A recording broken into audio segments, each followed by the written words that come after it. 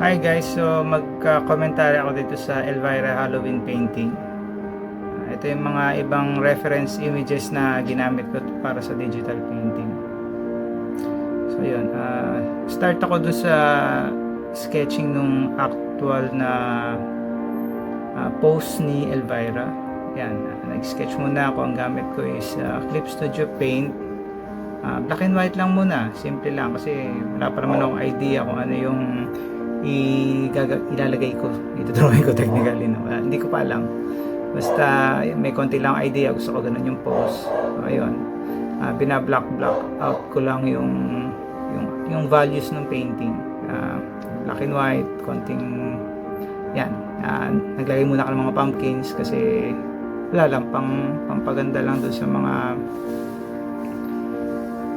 composition, actual composition, no? Tapos yan, naglalagay ako ng naisipan ko maglagay ng parang column siya para ma-accentuate yung tumingin yung mata directly doon sa kay Elvira. So ayun, ngayon yan, nag-drawing muna ako ng mukha, nilighten ko yung sketch, tapos dinadrawing ko na yung mga parang details niya.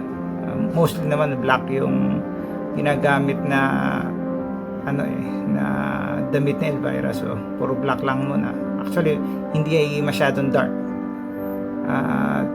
dark gray, very dark gray yung ginamit ko para may konting form pa rin akong ma-achieve. Yun. Tapos ayan, ginagawa ko yung ngayon yung legs niya. Yan, medyo dapat tama yung anatomy niya, kaya medyo maraming beses kung naayos-ayos yung niya, legs niya. Tapos ayan, yan, marami pa rin pag-aayos. Nire-revise ko hanggang sa feeling ko tama na, kaya ayan.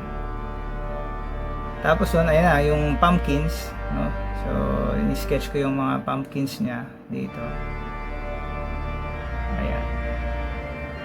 Yung chair na inupuan niya, so naglalagay akong details dyan.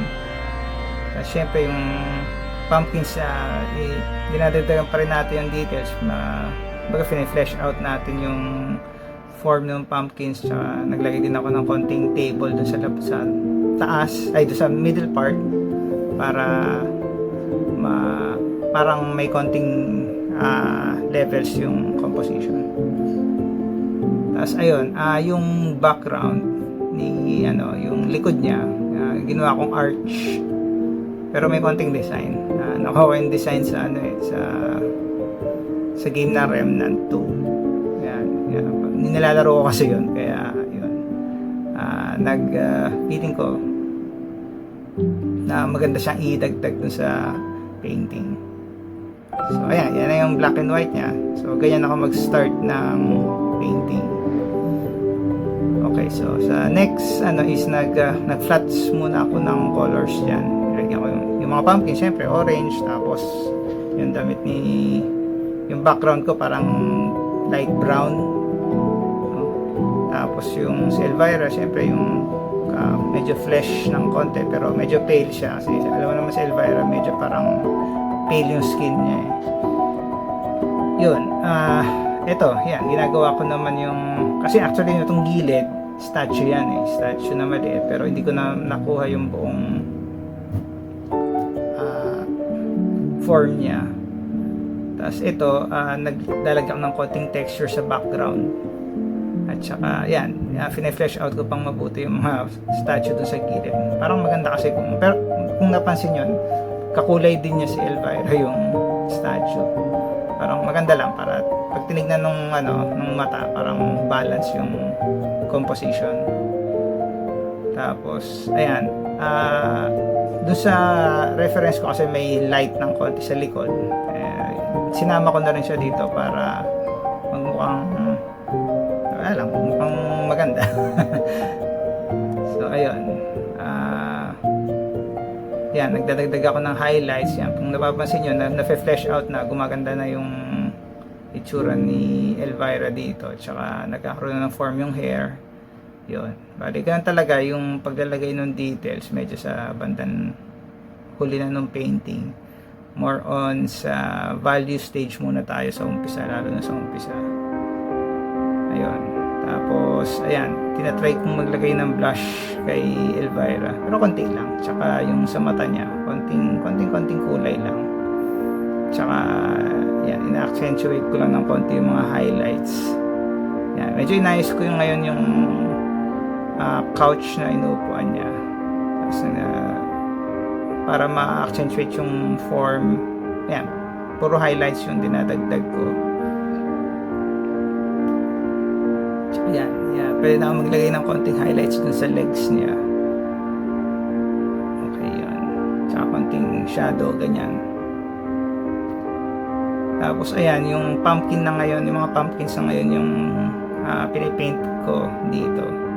So, ayun, medyo dinagdagan ko ng konti yung, nilagyan ko ng mata yung gitna. Tsaka ng ngipin. Para mukhang maganda siya. Kung napansin nyo, may backlight akong nilagay para, kasi pag yung tinignan, mas magandang tignan yung may backlight bigla yung para magmukhang 3D talaga kaagad yung object. Tapos bukod dun sa actual na niya, yung form ng painting niya. As ayan, nagpe-paint pa ako ng mga pumpkins, saka konting retouch na lang dito sa bandang dulo yan.